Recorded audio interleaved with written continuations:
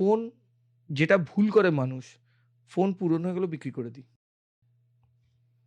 এটা একদমই করবেন না। কারণ আপনি মনে করছেন ফোনের কোনো ডিজিটাল ডেটা ইরেজ হয় না।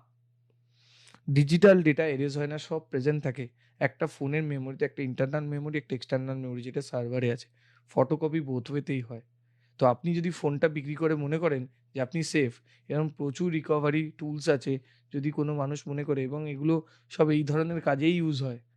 ফোনটা রিকভারি আবার আপনি বিক্রি করছেন কেন? পার্টস গুলোকে ইউজ করবে, ওর মেমোরিটাও থাকবে। এবার আপনি বলছেন ফরম্যাট করলে ডেটা উড়ে গেল। একদমই নয়। রিকভার করা সম্ভব। তো ফোন যদি চেঞ্জ করার মুড থাকে, তো এই দিয়ে আবার নেবেন না। যেটা খারাপ হয়ে গেছে সেটা কিন্তু কারোর হাতে তুলে দেবেন না। এটা হচ্ছে ভেরি ইম্পোর্টেন্ট। মানুষ এটা প্রচুর ভুল করছে এখন।